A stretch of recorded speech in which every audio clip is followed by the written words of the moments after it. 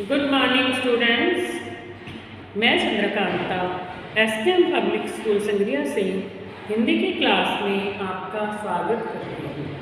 तो बच्चों, आज हम कक्षा 8वीं में से पाठ नंबर 16 शीर्षक है पानी की कहानी और लेखक हैं रामचंद्र तिवारी जी। तो इस पानी की कहानी पाठ के विषय में मैं आपको समझा रही हूँ।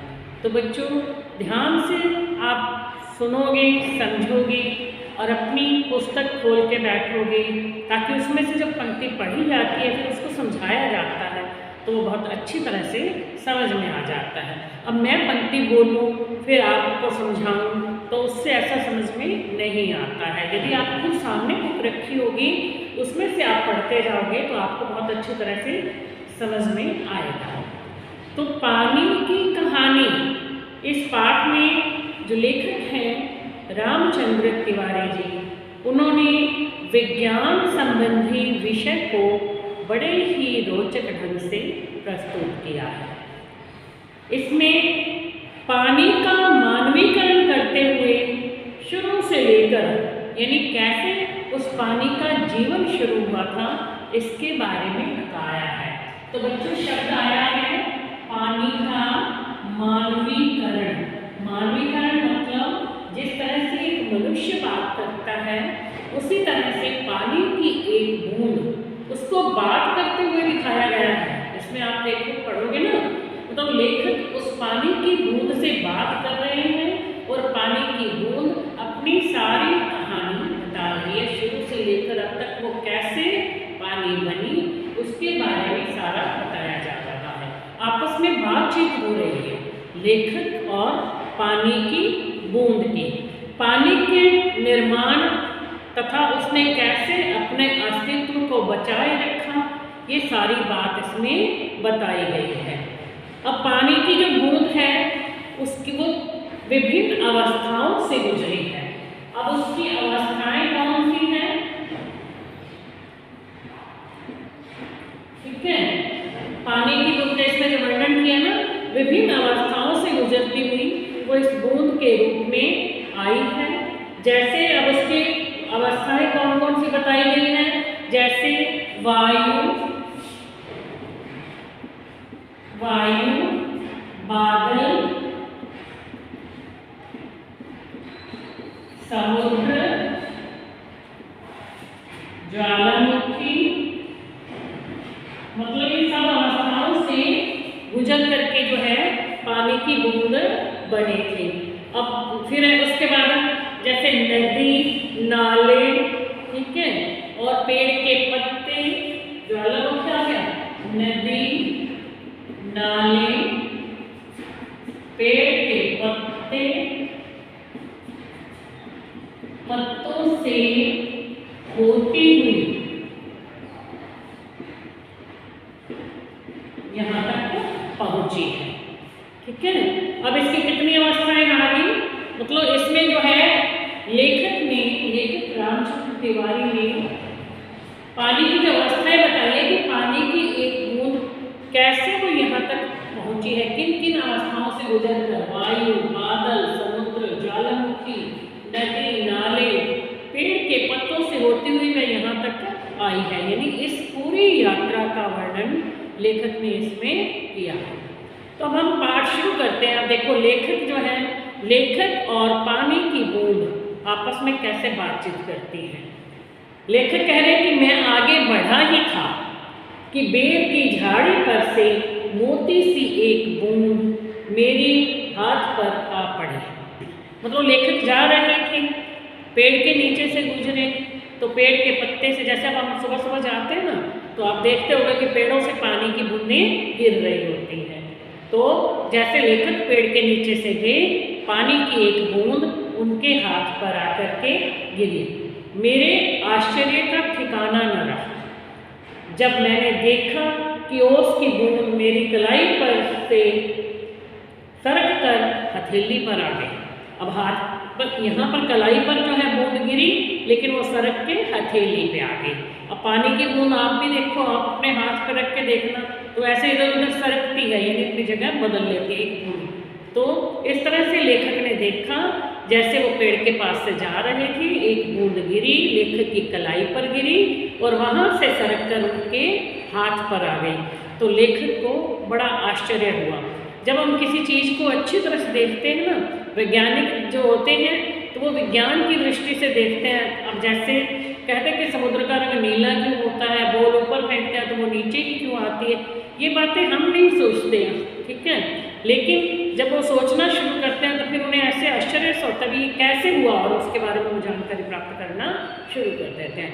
ऐसे ही लेखक भी बड़े आश्चर्यचकित हो गए कि पानी की बूंद पेड़ के पत्ते से गिरी, कलाई पर गिरने के बाद सरक कर वो हाथ पर आ गई। मेरी दृष्टि पड़ते ही वह ठहर गई। अब लेखक को लगा जैसे ही मैंने देखा उस पानी की बूंद को, अपनी हथेली पे देखा, तो वो वहीं रुक गई।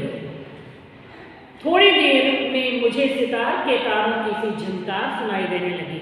अब वो जो एक बूंद थी ना, तो बूंद हिल, जब ऐसे हाथ हिला तो उस बूंद के भी अनेक कण हो गए, वो छोटे छोटे कण में हो गए। तो वो आपस में ऐसे ऐसे टकराने लग गए हाथ पे। तो लेखक को लगा कि मुझे जो है कुछ झंकार सी सुनाई दी। अब वो पानी की बूंदें आपस में टकरा रही हैं, उनकी आवाज़ के लिए कह रहे हैं लेखक कि वो झंकार सुनाई दी। मैंने सोचा कि कोई बजा रहा होगा। लेखक ने क्या सोचा कि कोई सितार बजा रहा है। चारों ओर देखा, कोई नहीं। फिर अनुभव हुआ कि यह स्वर तो मेरी हथेली से ही निकल रहा है। अब जब लेखक को वह स्वर सुनाई दिया तो लेखक ने अपने चारों ओर देखा, कहीं कोई सितार तो नहीं बजा रहा, लेकिन नहीं। तब उन्हें ये महसूस हुआ ये जो आवाज़ है ये मेरी हथेली पर से आ रही है। ध्यान से देखने पर मुझे मालूम हुआ कि इस बूंद की कण के दो कण हो गए थे और दोनों हिल कर वह स्वर उत्पन्न कर रहे थे, मानो बोल रहे हों। अब एक बूंद का कण गिरा, वो दो हो गए और दोनों हिल के जैसे आपस में बात करते हैं ना, इस तरह से वो बातें कर रहे थे। इससे जो है झंकार उत्पन्न हो रही थी। उसी सुरीली आवाज़ में मैंने सुना, सुनो सुनो। अब देखो ये मानवीकरण किया गया, मनुष्य की तरह बात करते हुए दिखाया गया है बूंद को। अब लेखक कहते हैं कि मुझे ऐसे आवाज़ से आई जैसे उस बूंद ने कहा सुनो सुनो। मैं चुप था। फिर दोबारा से आवाज़ आ गई कि सुनो सुनो। अब मुझसे न रहा गया और मेरे मुख से निकल गया, कहा कहो। अब लेखक कहते हैं कि जब बूंद बोल रही थी ना, मुझे ऐसे लगा कि बूंद मुझसे कह रही है कि सुनो सुनो। अब मैंने भी ऐसे बोल दिया कि कहो कहो।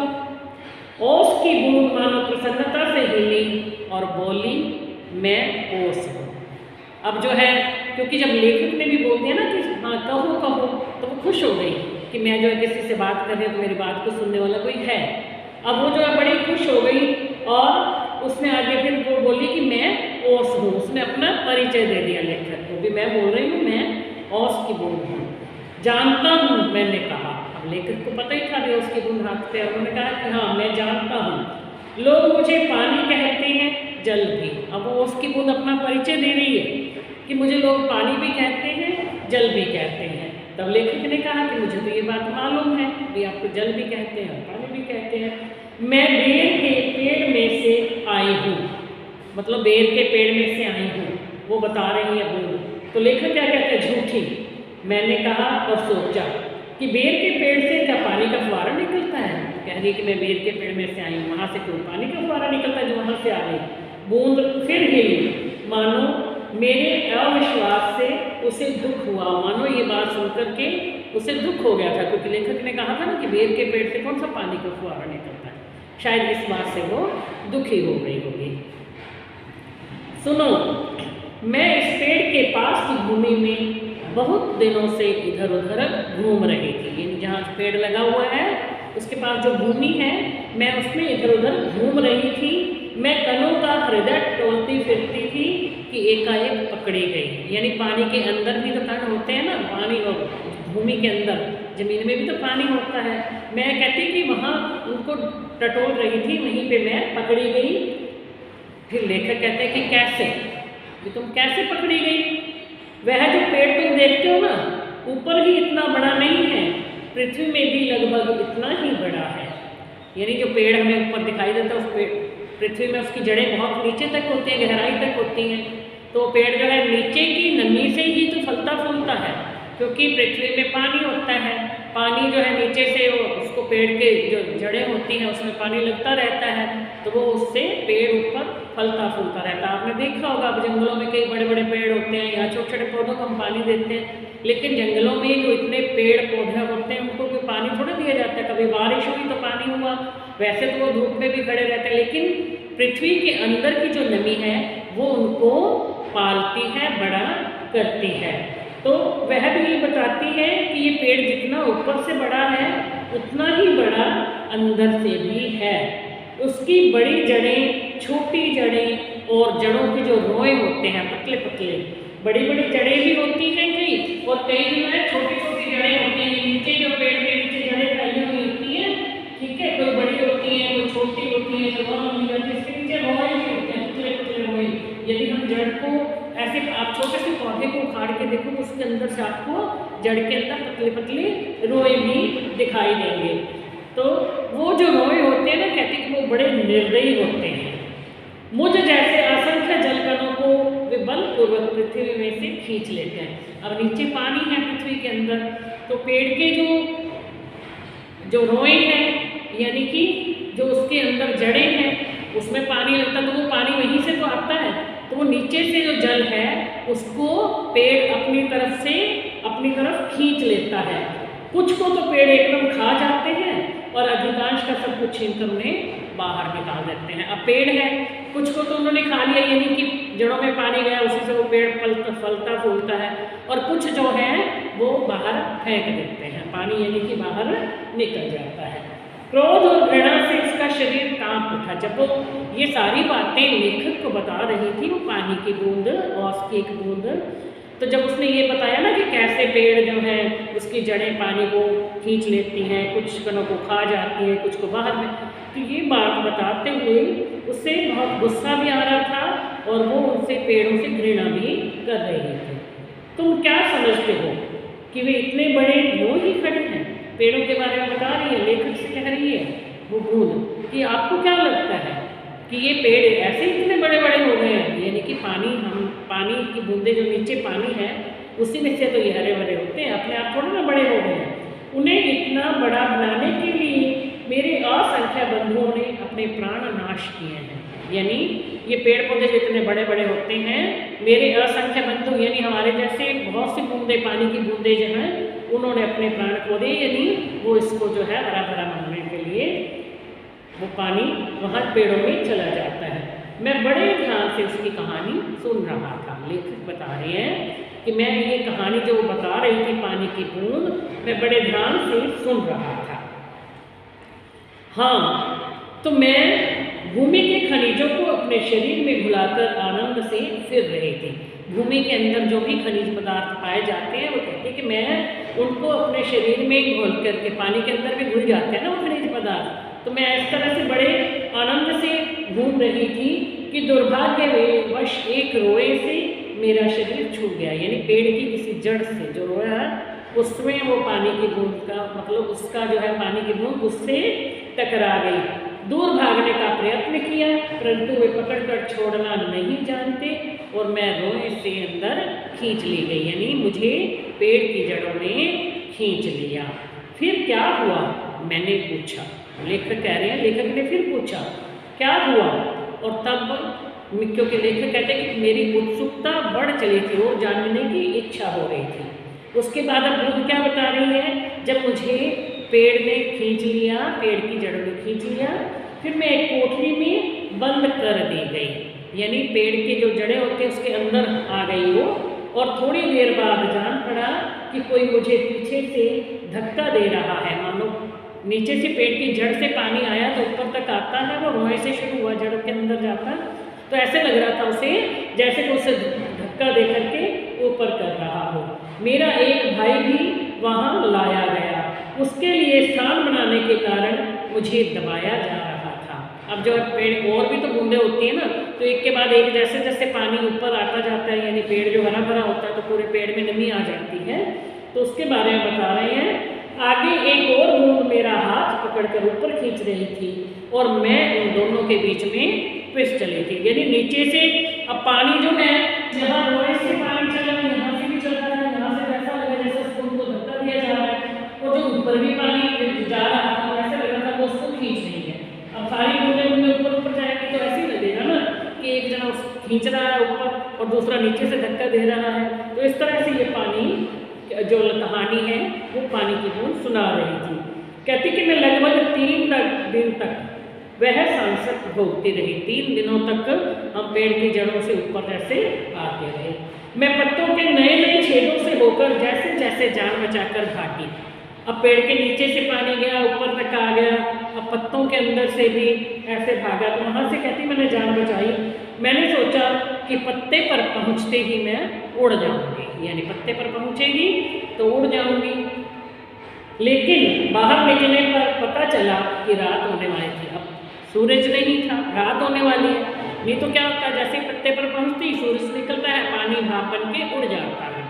अब आप देखते हो सुबह सुबह जब बच्चों आप स्कूल में आओ, स्कूल में घास लगी हुई है, छोटे छोटे पेड़ पौधे हैं, उसमें आप देखोगे ओस की बूंदें होती हैं। लेकिन जैसे ही सूरज निकलता है, धूप आती है, वो ओस की बूंदें भाप बन के उड़ जाती हैं। इसी तरह से इस ओस की बूंद ने सोचा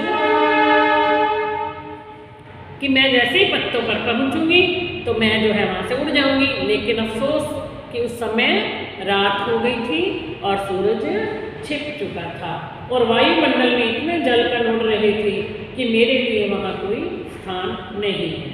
मैं अपने भाग्य पर भरोसा करके पत्तों पर ही सिकुड़ी पड़ी रही। अब वायु में तो वैसे ही वायुमंडल में इतने पानी के कण उड़ रहे थे तो उसमें मेरी क्या जगह थी, इसलिए मैं सिकुड़ कर पत्ते के ऊपर ही पड़ी रही। अभी जब तुम्हें देखा तो जान में जान आई और रक्षा पाने के लिए तुम्हारे हाथ पर कूद पड़ी। अब वो कह रहे कि जैसे भी मतलब लेखक को देखा ना पानी की बूंद, कहती कि मेरी तो जान में जान आ गई। अब मैंने सोचा कि चलो अब मैं छलांग लगाती हूँ और इसलिए वो लेखक की कलाई पर आ गई। तो बच्चों आज हम इतना ही पढ़ते हैं, बाकी का जो आगे का लेसन है वो मैं आपको नेक्स्ट वीडियो में समझाऊंगी। तो इंटरेस्टिंग है ना ये पाठ, तो आप इसे बड़ा ध्यान से सुनोगे और समझोगे, और यदि एक बार में नहीं समझ आता तो कोई बात नहीं, वीडियो जो है दोबारा भी देख सकते हैं। Thank you.